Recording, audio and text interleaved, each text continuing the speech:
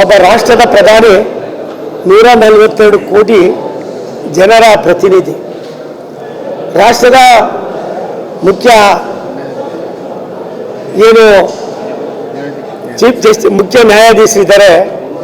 ಈ ದೇಶದ ಒಂದು ಸಂಪತ್ತು ಅಂದರೆ ಪ್ರಧಾನಮಂತ್ರಿಗಳು ಮುಖ್ಯ ನ್ಯಾಯಾಧೀಶರು ಒಂದು ಕಡೆ ಸೇರೋದೇ ಬೇಡ ಅನ್ನೋದಾದರೆ ಅಲ್ಲಿಗೆ ದೇಶದ ಇತಿಹಾಸ, ಈ ದೇಶ ನಡೆದು ಬಂದ ದಾರಿ, ಪ್ರಜಾಪ್ರಭುತ್ವ ವ್ಯವಸ್ಥೆಯಲ್ಲಿ ಬಾಬಾ ಸಾಹೇಬ್ ಅಂಬೇಡ್ಕರ್ ಅವರು ಕೊಟ್ಟಿರ್ತಕ್ಕಂಥ ಸಂವಿಧಾನ ಏನಿದೆ ಇದಕ್ಕೆಲ್ಲಕ್ಕೂ ಕೂಡ ಉತ್ತರವನ್ನು ಕೊಡ್ತಾ ಇದೆ. ಒಂದು ಸತ್ಯ, ಮೊಸರಲ್ಲಿ ಕಲ್ಲನ್ನು ಹುಡ್ಕೋದನ್ನು ಬಿಟ್ಟು ಹಿಂದೆ ಮನಮೋಹನ್ ಸಿಂಗ್ ಇದ್ದಂಥ ಸಂದರ್ಭದಲ್ಲಿ ಇವರು ಯಾವ ರೀತಿ ನಡ್ಕೊಂಡ್ರು ಏನಿತ್ತು ಎಲ್ಲವೂ ಕೂಡ ತೆರೆದ ಪುಸ್ತಕವಾಗಿದೆ.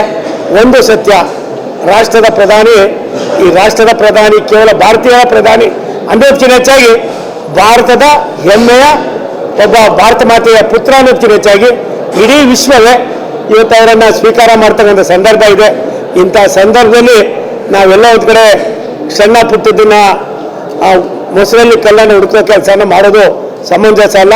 ನಾನು ವಿನಂತಿ ಮಾಡ್ತೀನಿ, ನಮ್ಮೆಲ್ಲಕ್ಕಿಂತ ದೊಡ್ಡದು ದೇಶದ ಸರ್ವಾಂಗೀಣ ಅಭಿವೃದ್ಧಿಯಲ್ಲಿ ಸನ್ಮಾನ್ಯ ನರೇಂದ್ರ ಮೋದಿಯವರು ಒಂದು ಕಡೆ ಆದರೆ ಕಾನೂನು ಚೌಕಟ್ಟಲ್ಲಿ ಮುಖ್ಯ ನ್ಯಾಯಮೂರ್ತಿಗಳು ಅವರೇ ಕರೆದಾಗ ಒಂದು ಗಣೇಶನ ಪೂಜೆ ಅದು ಸರ್ವಸಮ್ಮತವಾಗಿ ಎಲ್ಲರೂ ಪೂಜೆ ಮಾಡ್ತಕ್ಕಂಥದ್ದು. ಇದನ್ನು ನಾವೆಲ್ಲರೂ ಕೂಡ ಅಭಿನಂದಿಸಬೇಕಾಗಿದೆ.